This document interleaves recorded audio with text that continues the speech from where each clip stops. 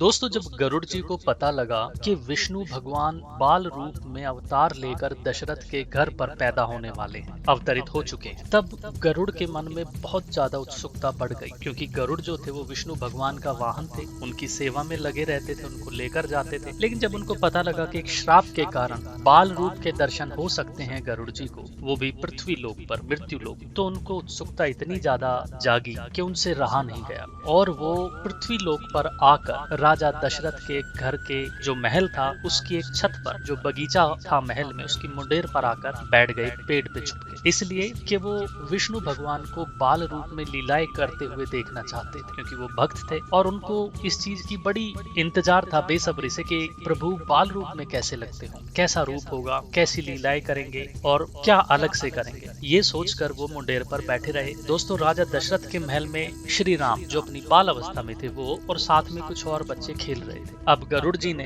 देखा बड़े ध्यान से और बहुत ज्यादा ध्यान से निहारते रहे, देखते रहे, लेकिन उनको कुछ अलग लगा ही नहीं। उन्होंने सोचा ये तो बड़ा ही साधारण बालक है, साधारण इसका रंग रूप है, सुंदर है, राजकुमार है, लेकिन इसमें कुछ ऐसी बात नहीं है कि ये विष्णु का अवतार है। मिट्टी में खेल रहा है, बाकी बच्चों की तरह हंस रहा है, लोट पोट हो रहा है, ये विष्णु का अवतार है नहीं। काफी देर जब वो देखते रहे तो उनको एक बोरियत हो गई, ऊब गए। उन्होंने कहा नहीं यार, मेरे को शायद गलत जानकारी मिली, ये विष्णु का अवतार नहीं है। और ये सोचकर गरुड़ जी बड़ी तेजी के साथ, आपको तो पता होगा कि गरुड़ की जो स्पीड थी वो बहुत ही अधिक तेज थी, उनकी स्पीड का मुकाबला शायद हनुमान जी ही कर सकते थे। तो बड़ी तीव्र गति के साथ आकाश की तरफ उड़ना शुरू कर दिया उन्होंने, गरुड़ ने। मन उदास करके खिन्नता आ गई मन में कि मैंने टाइम खराब किया, और वो बड़ी तेजी से ऊपर जाने लगे। दोस्तों, जब वो ऊपर चले जाते हैं काफी ऊपर, तो सहसा उनका ध्यान जाता है, ऐसे पीछे मुड़ के देखते हैं। तो जैसे ही वो पीछे मुड़ के देखते हैं तो देखते हैं कि वो बच्चा भी उनके साथ उड़ता हुआ आ रहा है, जिसको वो साधारण समझते थे। अब ये देखते ही गरुड़ जी के होश उड़ जाते हैं,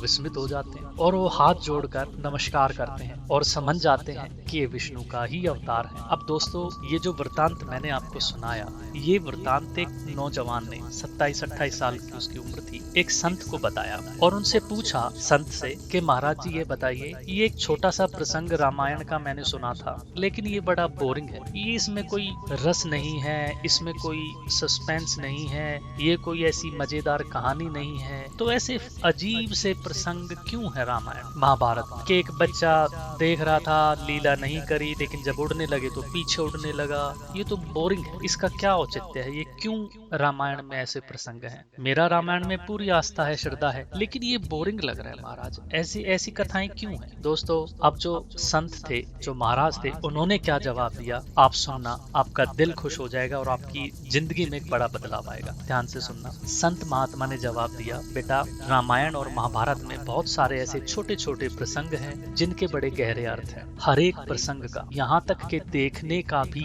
एक अर्थ है। किसने किसको देखा, किस तरीके से देखा, फर्क इतना है कि वो हमें तत्काल समझ में नहीं आते और कभी कभी तो कई कई साल के बाद समझ में आते हैं, और कई बार समझ में तो आ जाते हैं लेकिन हम उसको महसूस नहीं कर पाते। समझदारी से 2 कदम आगे जाना पड़ता है महसूस करने के लिए। अब इसका अर्थ मैं आपको बताता हूँ। वो जो लड़का था जो किसी एमएनसी में काम करता था, नौजवान, उसको अर्थ बताया संत महात्मा ने। इस वृतांत का अर्थ क्या था वो बताते हैं कि भगवान को सारी बातें मंजूर हैं भक्त की, वो कोई पाप कर दे माफ कर देंगे, कुछ भी हो जाए कोई प्रॉब्लम नहीं है, लेकिन भगवान के किसी भी भक्त के मन में ये भाव आ जाए कि भगवान है ही नहीं, ये भगवान के लिए सबसे बड़ी चोट है उनके दिल पर, जिसको वो सह नहीं पाते और तुरंत दौड़कर आ जाते हैं, या कोई ऐसा कार्य आपके जीवन में कर देते हैं, या कोई ऐसा घटना आपके जीवन में घटित कर देते हैं कि आपका पुनः विश्वास जाग जाता है। ये एक विशेष बात है, इसको सदैव याद रखना। भगवान ने देखा कि गरुड़ के मन में विरक्ति आ गई, उनका विश्वास उठने लगा कि अरे बालक तो साधारण है, ये बात प्रभु कभी अपने भक्त की बर्दाश्त नहीं कर सकते, और तुरंत हाजिर हो जाते हैं, अपने भक्त को अपनी लीला दिखाते हैं। दोस्तों, आपने ऐसा महसूस किया होगा अपने जीवन में कि जब जब आपको भगवान पे विश्वास उठने लगता है, कोई काम नहीं बनता है या दुख ज्यादा बढ़ जाते हैं, तो आपके मन में विरक्ति का भाव भी आ जाता है। लेकिन जो भक्त होते हैं, जो लगातार भगवान का नाम सुमरण पूजा पाठ के कामों में लगे रहते हैं, भगवान तुरंत उनकी मदद कर देते हैं। कुछ न कुछ ऐसा घटित उनके जीवन में हो जाता है कि उनका पुनः विश्वास भगवान पर जाग जाता है और वो खुश हो जाते हैं। तो दोस्तों, यही इस कथा का अर्थ था और यही समझाने की कोशिश इस वृतांत से की गई। धन्यवाद।